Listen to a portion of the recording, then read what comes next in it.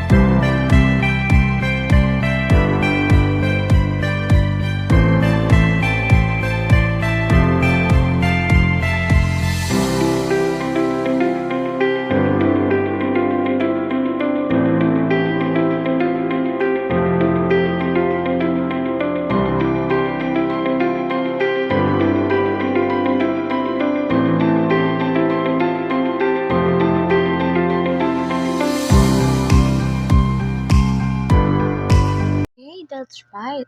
For the number one, the correct answer is direct classroom observation. And for the number two, it is interaction based observation. And for the number three, yes, it is task and activity based observation. And for the last one, it is using tools and records. Wow, you did a great job. To finish the first part, let's test your knowledge with a quick game. I have four phrases here related to our topic, but they are missing a few letters. Let's see who can solve them first. Item number one. Look at the first one. It starts with an I and ends with an N. Any guesses?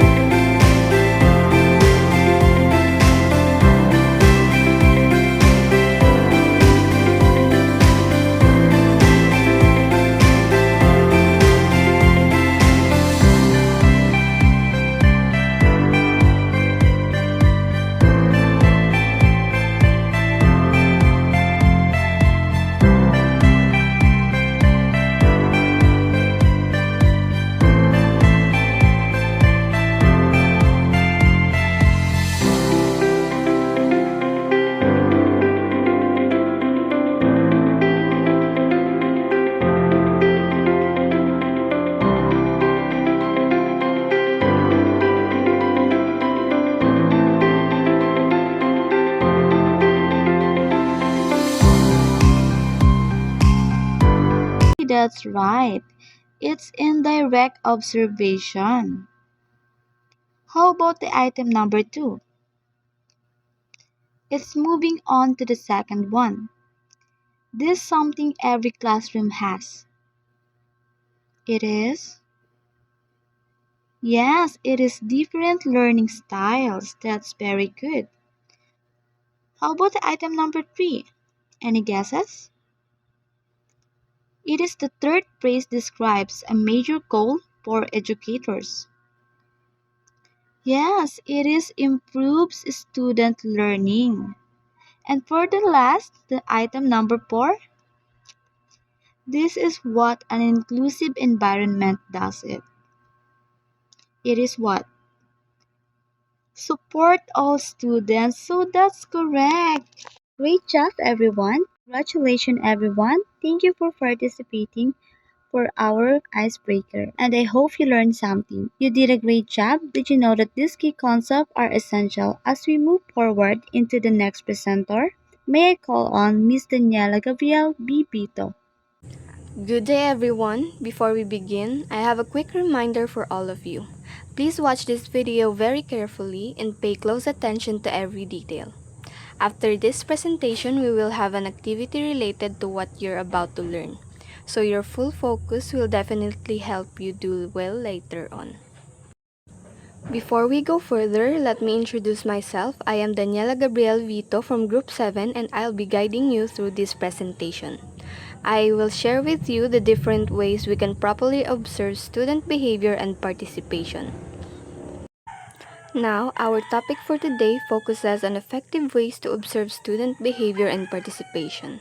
Understanding how to properly observe these aspects helps us recognize how students engage in class, how they interact with others, and how much they are involved in learning activities. These observations are key to making our learning environment better and more inclusive for everyone. First is the direct classroom observation.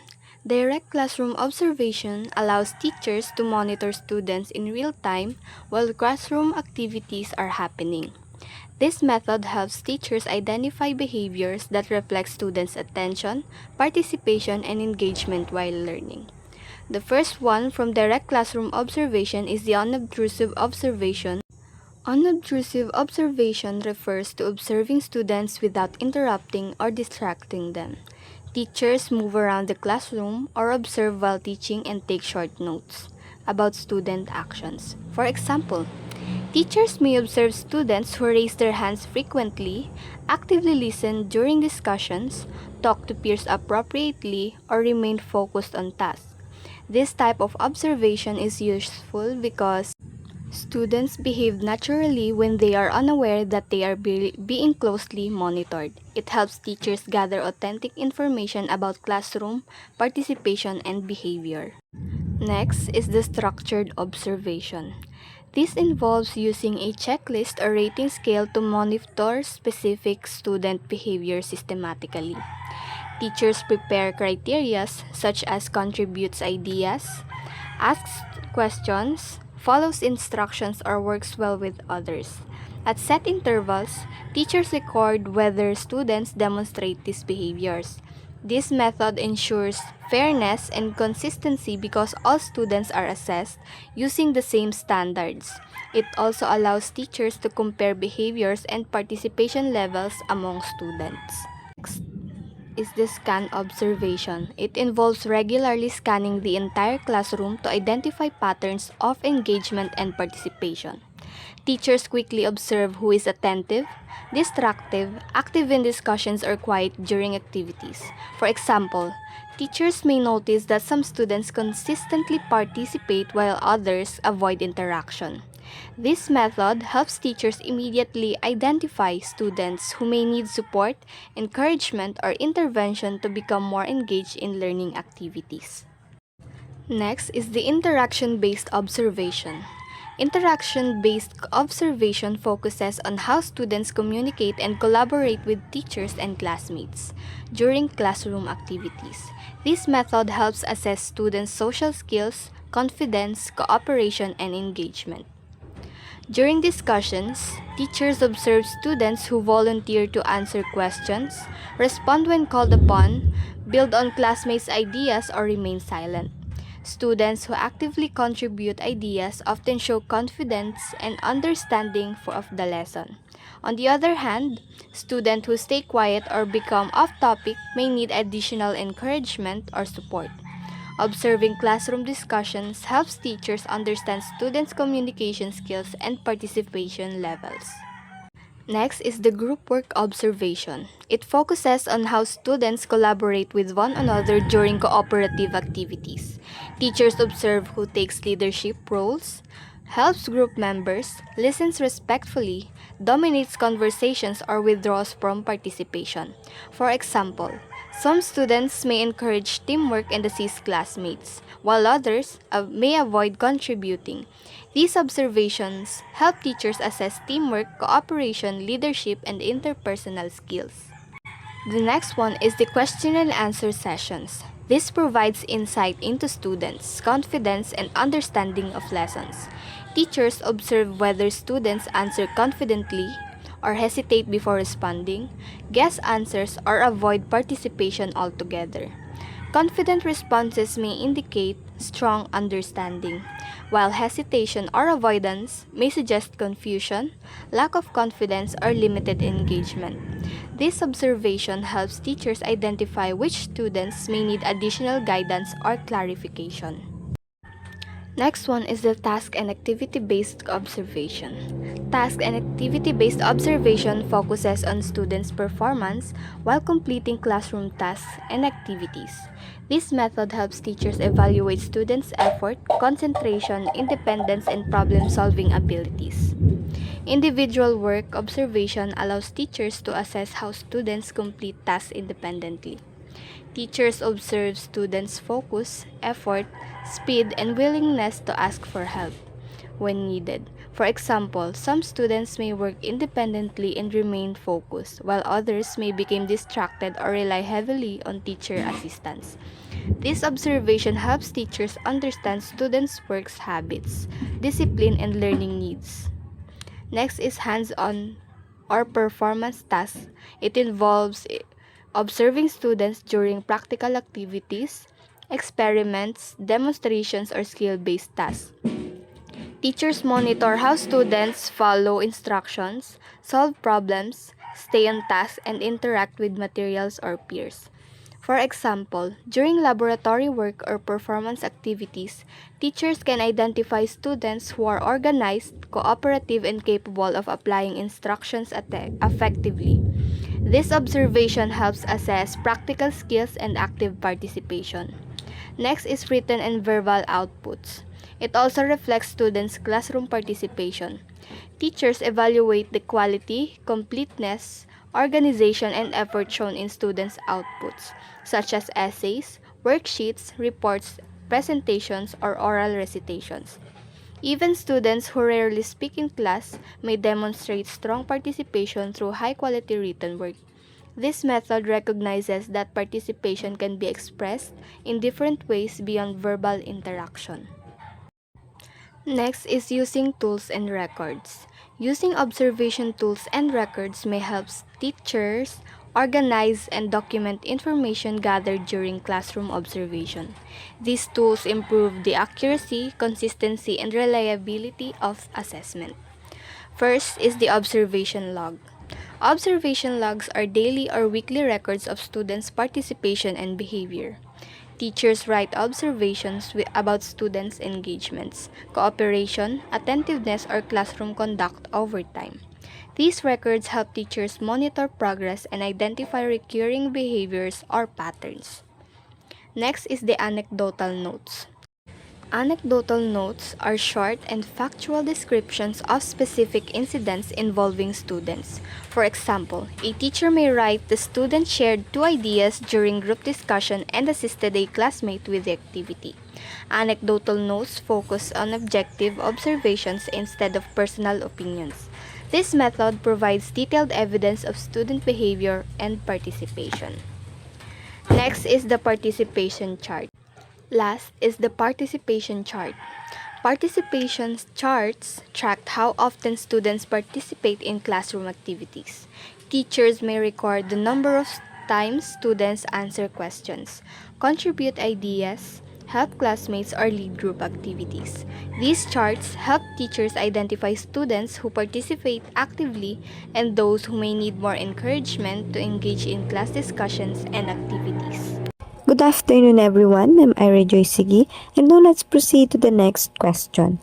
So, why teachers must adjust strategies based on student needs? So, ngayon, alamin natin kung bakit nga ba kailangan na mag-adjust ang mga teachers or i-adjust ng mga teachers yung kanilang strategies or teaching strategies base doon sa pangailangan ng kanilang mga student. Una na dyan ay ang students have different learning needs. Not all students learn the same way, at teachers need flexible teaching methods. So, ang mga estudyante ay magkakaiba sila ng abilities, magkakaiba sila ng interest, at magkakaiba sila ng learning styles. Merong mga estudyante na mabilis matuto, and meron din mga estudyante na hindi ganun kabilis matuto or hindi nila mabilis nakukuha ang isang lesson. So, dahil doon, hindi dapat iisa lang ang teaching method natin. Kailangan flexible tayo para mas effective ang pagkatuto ng mga estudyante. Ngayon naman ay mas palalimin natin ang mga yan. Unahin natin ang different learning styles. Ayan, some students learn through visuals, others learn by listening or doing activities, then adjusted strategies help students understand better. Ayan, so dahil nga hindi pare-pareho ang paraan ng pagkatuto ng ating mga students, meron tayong mga estudyante na mga visual learners na mas natututo sila through pictures, videos, diagrams, ganyan. Then meron din naman tayong mga auditory learners. Sila naman yung mga mas naiintindihan niya ang lessons sa pakikinig ng mga discussions at mga explanations. Meron ding mga kinesthetic learners na mas natututo through hands-on activities at mga actual practices. Kaya naman dapat i-adjust nating mga teachers ang ating mga strategies para bumagay doon sa learning styles ng mga estudyante. Piliin natin yung mga teaching method or teaching strategies na sa tingin natin ay pasok doon sa learning style ng ating mga estudyante para hindi sila mahirapan. Next ay ang improve students' learning. And so makes lessons easier to understand, helps students participate actively, at increases motivation and interest in learning. So, kapag ang ating teaching strategies ay akma doon sa mga needs ng ating mga students, mas napapadali yung kanilang pag-intindi sa mga lessons. Mas nagiging active sila sa mga class discussions, pwedeng sa mga group activities, at sa mga recitations. At mas naiinganyo rin silang makinig at makilahok sa klase dahil nga mas interesting at enjoyable ang learning process. Bukod dito, nakakatulong din ito para mas tumaas ang confidence ng mga students sa kanilang sarili at sa kanilang kakayanan na matuto. Kasunod ay ang supports all students. Yan. So, helps struggling learners catch up, gives advanced students more challenges, and creates equal learning opportunities. Ayan, so mahalaga na masuportahan natin ang lahat ng ating mga students. Lalo na dahil hindi sila pare-pareho ng level of understanding. So may mga students na nahihirapan, which is kailangan nila ng mga extra guidance, mga simpler explanations, at additional activities para mas maintindihan nila ang lessons. Then meron din naman tayong mga students or yung mga advanced learners na nangangailangan naman ng mas challenging task para patuloy silang ma-motivate at ma-develop yung kanilang skills. So sa pamamagitan ng pag-adjust natin ng ating mga teaching strategies ay nabibigyan natin sila ng equal opportunity na matuto. Then the next one ay ang creates an inclusive classroom. So andito naman ang students feel valued and supported, encourages confidence and participation, and promotes a positive learning environment. Yan, ang inclusive classroom ay isang environment kung saan lahat ng students ay nakakaramdam ng acceptance, respect at support. So kapag in-adjust ng teacher ang kanyang teaching methods, mas nagiging komportable at confident ang mga students na mag-participate sa klase. So mas nagiging open sila sa pag-share ng kanilang mga ideas at opinions. Then nakakatulong din ito para magkaroon sila ng magandang teamwork, cooperation at respeto sa isa't isa. Sa ganitong paraan, nagiging positive at supportive ang classroom environment para sa lahat. So for the conclusion, mahalaga na i-adjust ng teachers ang kanilang mga teaching strategies dahil iba-iba ang needs, abilities at learning styles ng mga estudyante. Ang flexible teaching ay nakakatulong para mas maintindihan ng students ang lessons, maging mas active sila sa klase at mas ma-improve ang kanilang mga academic performance. So bilang educators, mahalagang maging understanding, creative at flexible tayo upang makagawa ng isang effective, inclusive at supportive learning environment na kung saan ay lahat ng students ay may pagkakataong matuto at magtagumpay sa buhay. So, yun lamang po sa part ng why must a teacher adjust strategies based on student needs. Thank you. So, good day everyone. So, ang topic natin ngayon ay how is feedback gathering done? So, ang feedback gathering ay isang proseso kung saan kinukuha ng teacher ang opinions, reaction at mga experience ng student tungkol sa lesson, teaching style, and overall learning experience nila. So, importante ito kasi dito natin malalaman kung naintindihan ba talaga ng mga student ang lesson at kung ano pa ang kailangan i-improve ng teachers or ng student. So, next is student may write their responses on a small card or paper and turn them in as they leave the classroom. So, isa na nga dito yung tinatawag natin exit ticket or quick responses. Isa pang common feedback method dahil bago umalis ang mga estudyante, pinapasulat sila ng short response tungkol sa lesson kung may naintindihan ba talaga sila. For example, si teacher nagpa-write ng question. So, write one thing you have learned today and one confusing part. So, after lesson, so about the topic nila, about sa photosynthesis. So, sabi ng mga student, so naintindihan ko po yung process pero nako-confuse pa po ako dito sa chlorophyll. So, dito, nakikita ng teacher kung ano ang kailangan i-review sa next meeting at para mas maintindihan pa nila yung tinatopic ng isang teachers. So next is feedback gathering in classroom.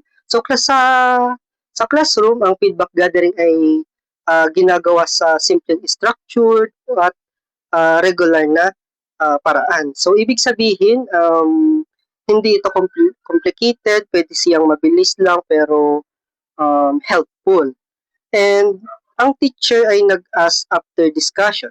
So for example, yung teacher nag-ask ng after discussion, class, okay na ba yung explanation? Naintindihan ba ng lahat?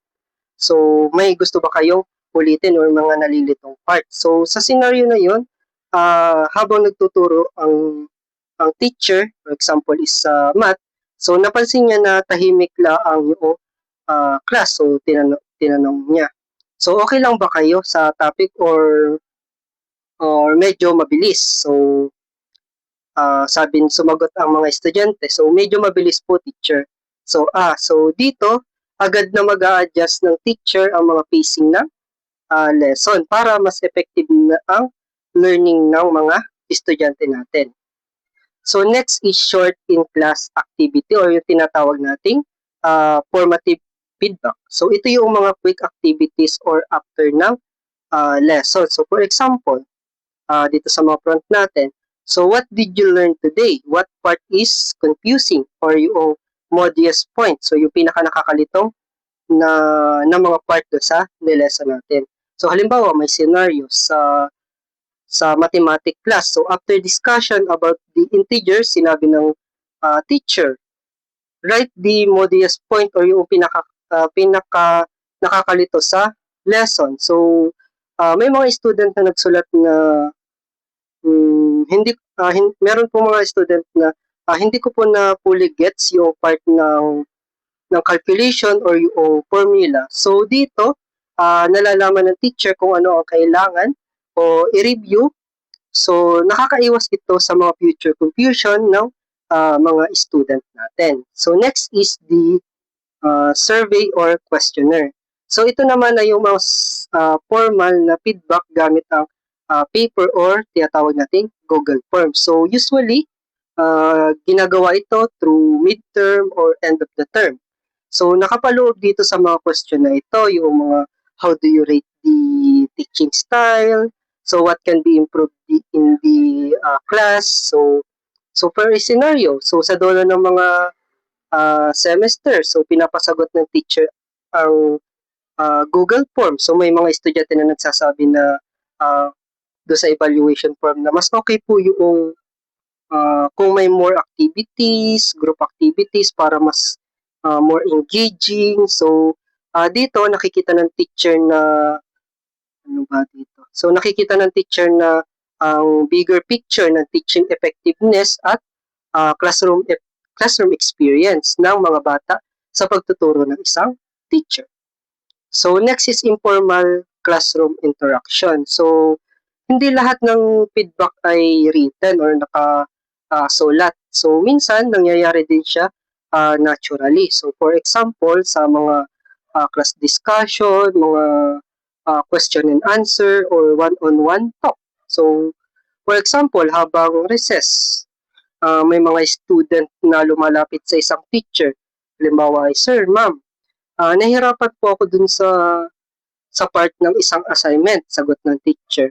So, sige, explain natin ulit after the class. So, dito, mas personal ang feedback ng ating mga estudyante. So, mas mabilis na matutulungan ng estudyante na nahihirapan doon sa kanilang lesson.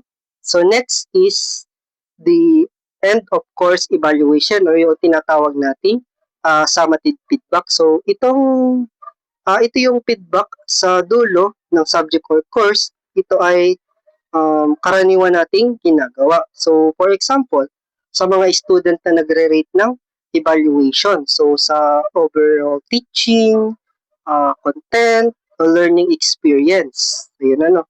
So, at the end of the school year, student may evaluate their teacher anonymously. So, pwede tayo mag-evaluate sa kanila kung ano ba talaga yung overall teaching method yung tinuro sa atin ng ating teacher. So, may mga student na pwede din maglagay ng mga feedback doon sa evaluation form. So, katulad ng mga very helpful po yung teaching, pero sana mas marami pa pong examples sa mga discussions, so mga ganun ano.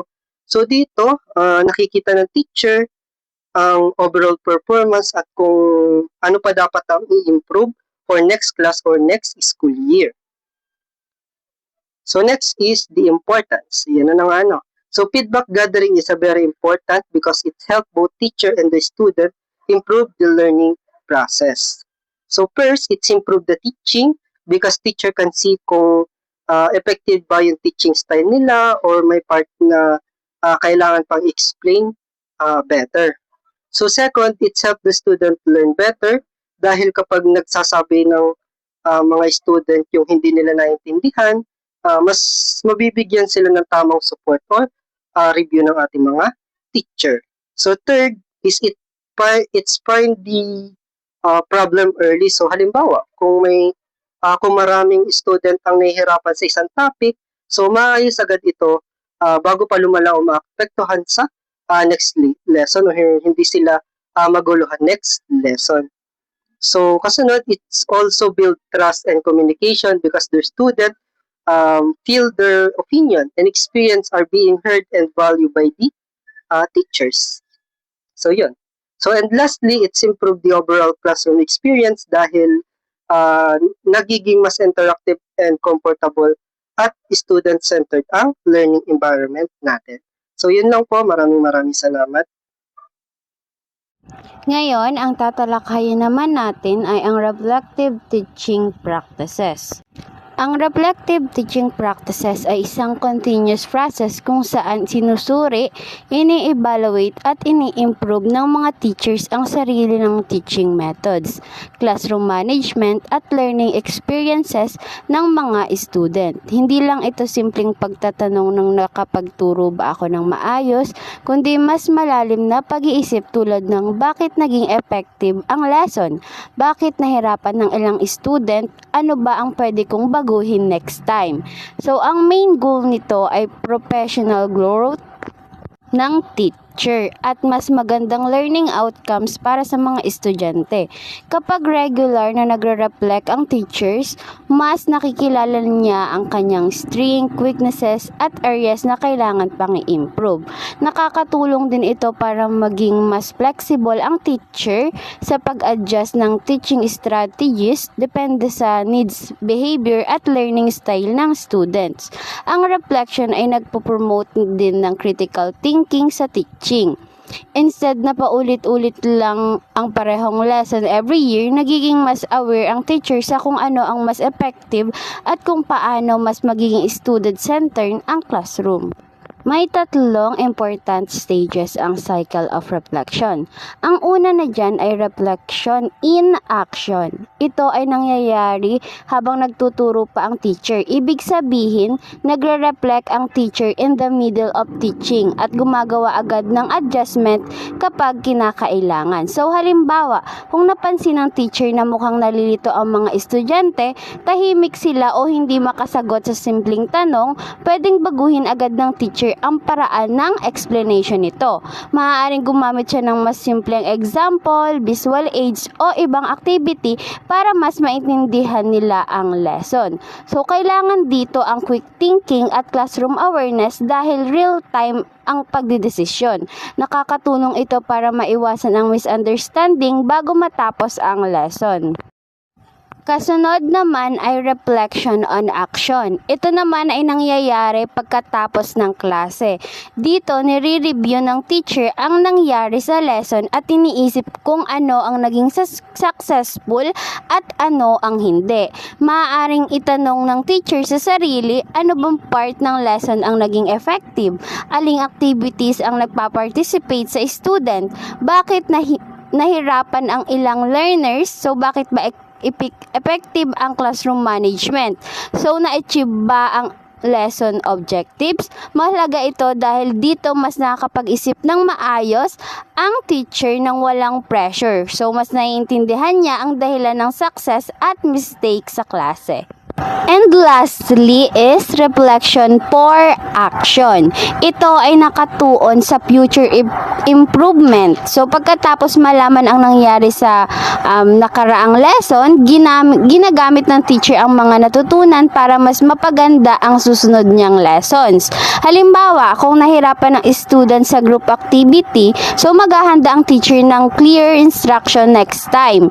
Kung nakita niyang mas effective ang visual aids, mas madadamihan niya ito sa future lessons.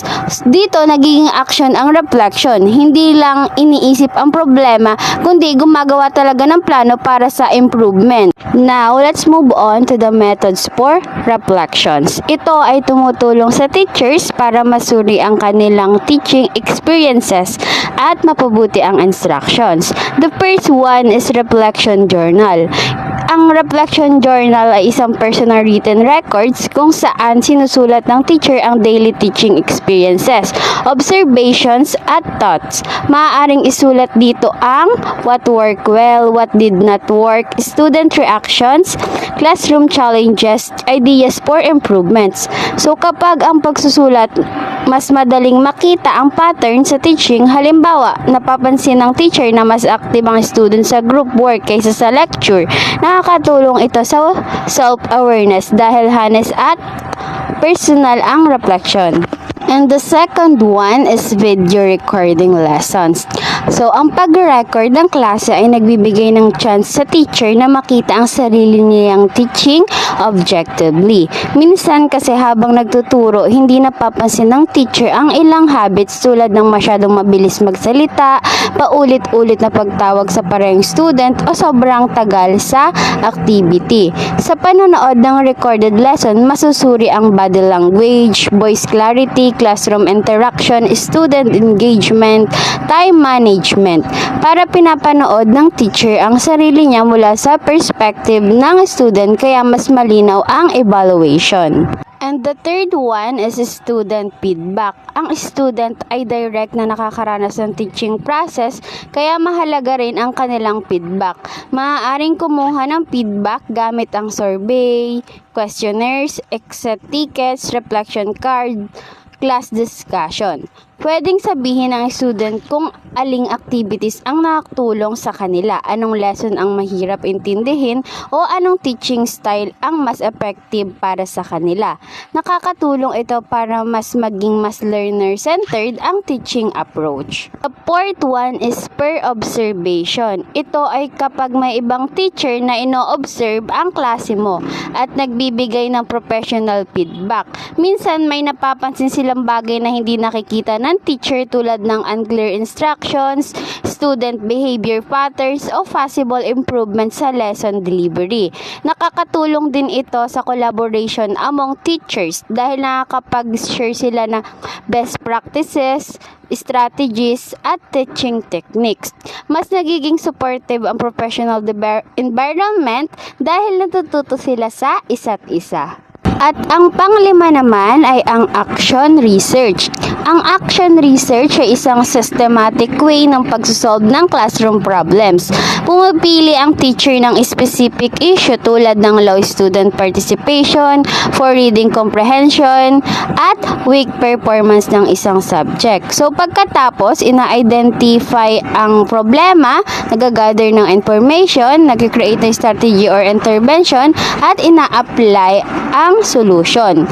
Nag-i-evaluate din ito ng result. So halimbawa, kung nahihirapan ng student sa science, maaaring gumamit ang teacher ng more hands-on activities at tingnan kung tataas ang performance ito. Nakakatulong ito sa paggawa ng evidence-based decision, hindi lang assumptions. And lastly is developing a teaching portfolio. Ito ay collection ng teaching documents at professional reflection na nagpapakita ng growth ng teacher over time. So maaaring ang laman nito ay lesson plans, teaching materials, student outputs, assessment result, certificate, classroom photos, reflection notebooks at feedback from student and peers. Makikita dito kung paano nag-i-improve ang teacher sa paglipas ng mga panahon. Useful din ito sa evaluations, promotion at professional presentations. Parang personal record ito ng teachers, journey and development. So that's all for my part. Thank you very much. Good day everyone! So ngayon nataka naman tayo sa components and benefits. Una na nga dito yung recycle. Dito, hindi lang basta nagtuturo ang isang teacher, dumadaan sila sa isang proseso. Una na nga yung experiencing. Dito mararanasan mo muna ang isang sitwasyon sa classroom. Halimbawa nito ay yung isang lesson plan na hindi nag-work. Pangalawa yung analyzing. Pag-iisipan mo kung bakit ito nangyari, ano ba ang naging problema, at bakit hindi nakinig ang mga bata. At ang pangatlo yung actively experimenting. Dito naman ay gagawa ka ng bagong strategy base sa iyong analysis para subukan sa susunod na klase. Masasabi natin continuous improvement ito dahil sinisikap na masolusyonan upang matuto ang mga bata. Pangalawa naman yung increased self-awareness. Sa pamamagitan ng pagninilay, mas magiging mulat ang mga guro sa kanilang sarili. Una dito yung biases. Nalalaman nila kung may pinapaboran ba silang students o may blind spot sila sa pagtuturo. Pangalawa dito yung strength and weaknesses. Mas magiging clear kung saan sila magaling, halimbawa ay storytelling, at kung ano ang kailangan pa nilang i-improve. Sa kabuuan, ang prosesong ito ay parang salamin. Tinutulungan ito ang mga teachers na hindi lang magtrabaho, kundi maging intentional sa bawat galaw nila para mas matuto ang kanilang mga estudyante. Ang kasunod naman ay nakapokus sa kung paano nagbubunga ang professional growth ng mga guro sa mas magandang resulta para sa buong school community. Binibigyang diin nito na ang pag-unlad ng guro ay hindi lang para sa sarili, kundi para sa ikabubuti ng lahat. Una na nga dito yung improved student outcomes. Yung direct link, ito ay kapag ang guro ay patuloy na nag-aaral at nag-i-improve ng kanyang skills, direktang nakikinabang ang mga estudyante. Sa enhanced learning naman, dahil mas up-to-date ang teaching methods ng mga guro, mas nagiging madali at epektibo ang pagkatuto ng mga bata. Sa madaling salita, growth ng guro equals tagumpay ng estudyante. Sa collaboration naman, dito yung supportive environment, hindi gumagalaw ang mga guro ng mag-isa, ang professional development ay nag-i-encourage ng isang sistema kung saan ang mga teachers ay nagbabahagi ng kaalaman at nagtutulungan. Sa school community naman, dito binubuo ang isang culture of support sa loob ng paaralan. Kaya mas nagiging masigla at efficient ang trabaho ng lahat. Sa madaling sabi, ang layunin ng mga components na ito ay siguraduhin na ang bawat effort sa professional growth ay magreresulta sa mas mataas na kalidad ng edukasyon, improved student outcome habang pinapatatag ang samahan ng mga estudyante, ng mga educators collaboration. And that's all for my part. I hope you learned something. God bless everyone and have a good day.